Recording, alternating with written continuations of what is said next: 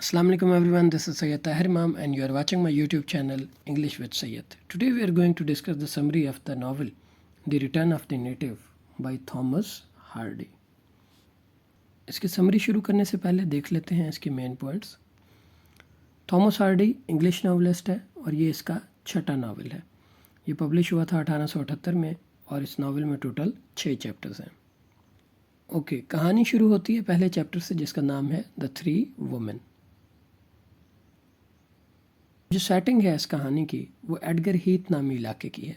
एक फ़र्ज़ी नाम है जो थॉमस हार्डी ने यूज़ किया है। अब इस इलाके में डिगोरी वेन नामी एक शख्स है जो कि रिडल मैन है। रिडल मैन ऐसा शख्स होता है जो रेड कलर की डाई मुहैया करता है लोगों को। जिन्होंने जानवर रखे होते हैं वो अपनी शीप्स वगैरह को कलर करने के लिए यूज़ करते हैं। अब डिगोरी वेन जो है वो इस इलाके से गुजर रहा होता है। कौन से इलाके से? एडगर हीथ से। तो उसकी मुलाकात होती है कैप्टन वे से। अब कैप्टन वे कौन है? यूस्टेशिया का ग्रैंडफादर है। अब यूस्टेशिया आगे एक और कैरेक्टर है, बहुत ही इंपॉर्टेंट है कहानी में, उसका बहुत इंपॉर्टेंट रोल है। तो कैप्टन वे जो है ये डिगोरी वेन को बताता है कि जो शादी थॉमसन और विल्डीव की होने जा रही थी वो पोस्टपोन हो गई है कागजात के मिक्सअप की वजह से। आपको ये भी पता होना चाहिए कि ये जो डिगोरी वेन है ये अपने बचपन से ही लाइक करता है थॉमसन को और उससे शादी करना चाहता है। लेकिन स्टेटस का जो फ़र्क है कि थॉमसन एक अमीर घर की है, थोड़ी सी खाती पीती घराने की है, और जो डिगोरी वेन है ये एक रिडल मैन है, गरीब है। तो स्टेटस डिफरेंस की वजह से इन दोनों की शादी पॉसिबल नहीं हो सकती। जो थॉमसन है ये अपनी आंट के पास चली जाती है। इसकी आंट है मिस योब्राइट। अब थॉमसन मिस योब्राइट के घर रहना शुरू कर देती है।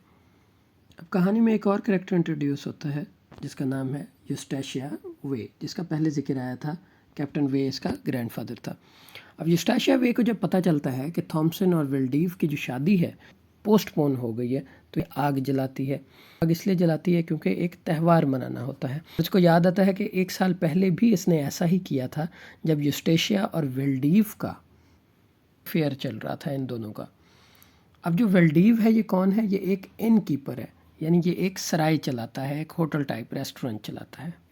तो अब क्या होता है कि जैसे 1 साल पहले था, आज के दिन दोबारा ये विल्डीव वापस आता है और आके ये अगेन यूस्टेशिया को बताता है कि वो थॉमसन से शादी नहीं करना चाहता।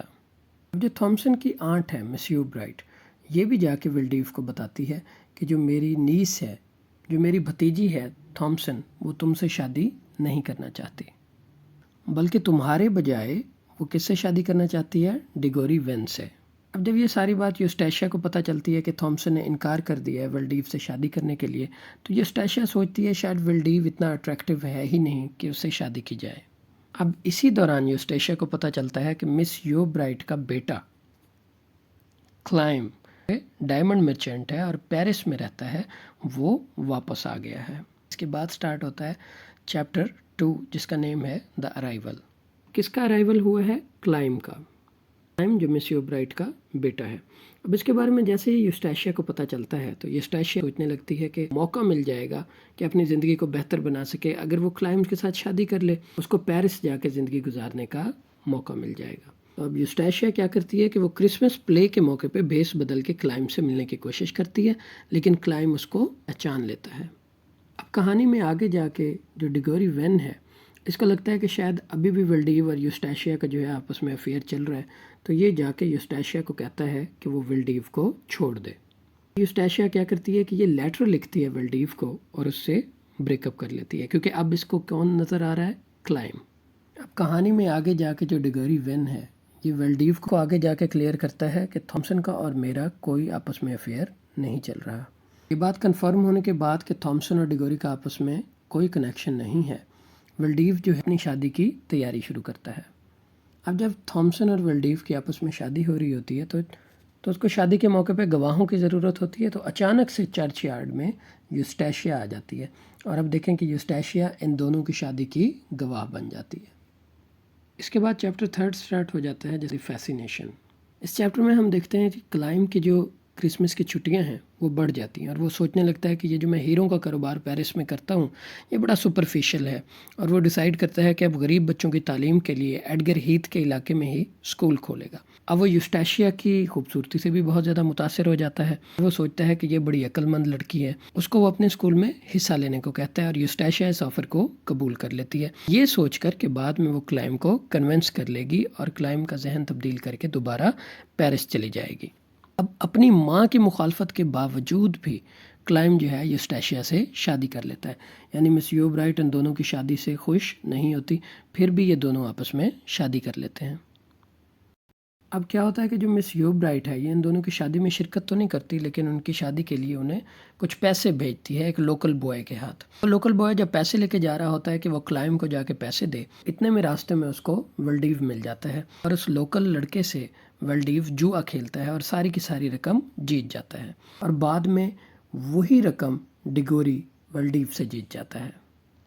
اس کے بعد سٹارٹ ہوتا ہے چیپٹر نمبر 4 دی کلوز ڈور۔ ڈیگوری نے ولڈیو کے ساتھ جوا کیوں کھیلا تھا؟ کیونکہ اس کو پتہ چلا تھا کہ شاید یہ رقم مس یوب رائٹ نے تھامسن کو دینے کے لیے بھیجی، جبکہ اس کو یہ پتہ نہیں ہوتا کہ مس یوب رائٹ نے یہ پیسے دیے کہ تھامسن اور کلائم کے درمیان دونوں کو دینے کے لیے کہا، لیکن انجانے میں وہ ساری کی ساری رقم ڈیگوری دے دیتا ہے تھامسن کو۔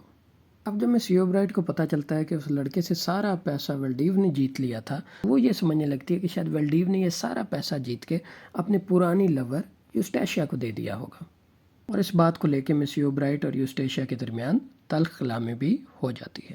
کہانی میں ہم آگے دیکھتے ہیں کہ اسکول ماسٹر بننے کے بعد اور بہت دیر تک کام کرنے کی وجہ سے کلائم اپنی آنکھوں کو نقصان پہنچا لیتا ہے اور اس کی بصارت کمزور ہو جاتی ہے، اور اب وہ پڑھانے کے ساتھ ساتھ فرض کٹر کی جاب بھی کر لیتا ہے، یعنی وہ گھاس کاٹنے شروع ہو جاتا ہے۔ فرض ایک قسم کی جڑی بوٹی ہے جو ایڈگر ہیتھ علاقے میں اگتی تھی، جو جانوروں کے چارے کے طور پہ استعمال ہوتی تھی۔ اب اس بات پہ جو یوسٹیشیا ہے اس کو بڑی ہیوملیشن فیل ہوتی ہے، بڑی بےزتی فیل ہوتی ہے، اور وہ پریشانی میں ایک لوکل ڈانس کلب میں چلی جاتی ہے جہاں اس کو ولڈیو دوبارہ ملتا ہے۔ اب ولڈیو کو کہیں سے وراثت ملی ہوتی ہے اور وہ امیر بن چکا ہوتا ہے۔ اب ولڈیو دوبارہ یوسٹیشیا کو شادی کی آفر کرتا ہے، لیکن یوسٹیشیا اس کے اس آفر کو ٹھکرا دیتی ہے۔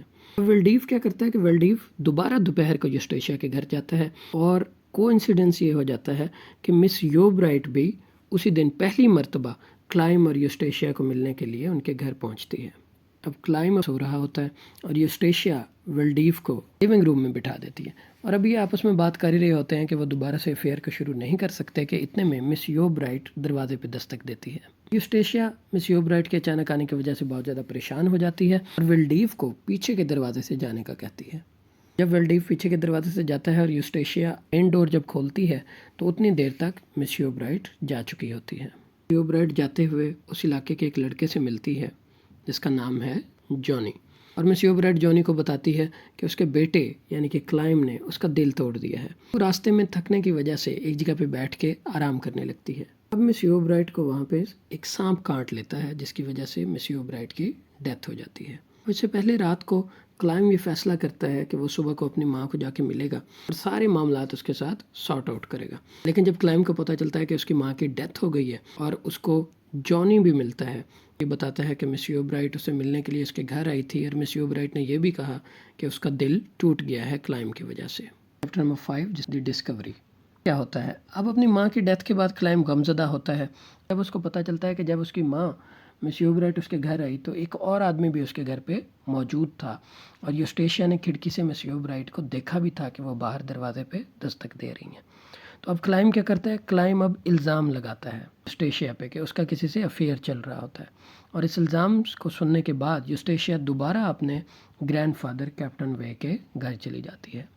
ولڈیو یوسٹیشیا کو دوبارہ سے آفر کرتا ہے کہ وہ اس کے ساتھ شادی کر لے، لیکن یوسٹیشیا کہتی ہے کہ وہ کلائم سے بے وفائی نہیں کر سکتی، اور ولڈیو کو وہ کہتی ہے کہ اسے پورٹ ٹاؤن آف پڈ ماؤتھ میں چھوڑ آئے اور اس کو وہاں تک جانے کے لیے سواری کا بندوبست کر دے تاکہ وہ جہری جہاز پہ سوار ہو سکے۔ اب کہانی میں آگے جا کے ہم دیکھتے ہیں کہ تھامسن ایک کلائم کو منا لیتی ہے کہ وہ یوسٹیشیا کو معاف کرے، لیکن کلائم راضی ہو جاتا ہے کہ وہ یوسٹیشیا کو معاف کر دے گا، لیکن اس کو پتہ چلتا ہے کہ یوسٹیشیا جا چکی ہوتی ہے۔ اب اسی رات جو ولڈیو ہے یہ بھی تھامسن کو بتاتا ہے کہ اس کو کسی لمبے کام کے لیے جانا ہے، اور وہ بہت سارے ہیوج رولز آف بلز بھی اپنے ساتھ لے جاتا ہے۔ یہ دیکھ کر تھامسن کو لگتا ہے کہ شاید ولڈیو اور یوسٹیشیا भाग रहे हैं। अब थॉमसन और क्लाइम दोनों डिगोरी वेन की कोच में रवाना होते हैं ताकि विल्डीव और यूस्टेशिया को ढूंढ सकें। अब रास्ते में तूफान भी आ जाता है, तो रास्ते में विल्डीव की सवारी नज़र आती है कि विल्डीव जा रहा है, और वहाँ पे उनको ये भी पता चलता है डैम के पास दरिया में कोई डूब रहा है। अब इन्हें पता चलता है कि जो दरिया में डूब रहा है वो कोई और नहीं बल्कि यूस्टेशिया है। ये जानते ही विल्डीव, क्लाइम, डिगोरी ये तीनों पानी में छलांग लगा देते हैं ताकि यूस्टेशिया को बचा सकें। अब इन तीनों में से सिर्फ डिगोरी वेन ही ऐसा होता है कि जिसको तैरना आता है। अब डिगोरी इनको दरिया के पानी से बाहर निकाल के लाता है, लेकिन विल्डीव और यूस्टेशिया दोनों डूब के मर जाते हैं और क्लाइम को डॉक्टर जो बचा लेता है। अब क्लाइम नफसियाती दबाव का शिकार हो जाता है कि उसको लगता है कि वो अपनी माँ के साथ साथ यूस्टेशिया की भी मौत का जिम्मेदार अपने आप को समझने लग जाता है। अब लास्ट चैप्टर है जिसका नाम है आफ्टर कोर्सेस। अब लास्ट चैप्टर में हम देखते हैं कि जो क्लाइम है ये थॉमसन और थॉमसन की बेटी के साथ अपनी माँ के पुराने घर में रह रहा होता है। थॉमसन की विल्डीव से एक बेटी भी थी। और लास्ट चैप्टर में हमें ये भी पता चलता है कि जो डिगोरी वेन है अब ये बहुत सारा पैसा कमा के अमीर बन चुका है और एक डेयरी फार्म का मालिक बन चुका है। अब डिगोरी वेन जो है ये थॉमसन को कहता है कि वो क्लाइम से शादी कर ले, लेकिन थॉमसन इनकार कर देती है कि वो एक अच्छा शौहर बनने के लिए बहुत ज़्यादा आइसोलेट हो गया और वो अपनी जहनी कशमकश में खोया रहता है। अब स्टोरी के एंड में हम देखते हैं कि जो क्लाइम है ये थॉमसन को प्रपोज करने ही वाला होता है कि उससे पहले ही थॉमसन इसको बता देती है कि वो डिगोरी वेन से शादी करने जा रही है। अब क्लाइम हम देखते हैं कि स्टोरी के आखिर में एक प्रीचर बन जाता है और वो अपनी ज़िंदगी एक प्रीचर के तौर पे गुजारने का सोचता है। स्टोरी में हम देखते हैं कि जो नेटिव है कौन है, क्लाइम है, कि वो अपनी असल की तरफ वापस आ गया और फिर बजाय इसके कि पेरिस में जाके वो अपनी ज़िंदगी गुजारे पैसे वाली, वो अपनी ज़िंदगी को यहीं पे गुजारने को तरजीह देता है। ये टाइटल को ज़ाहिर करता है the return of the native. That's all for today. Thank you very much.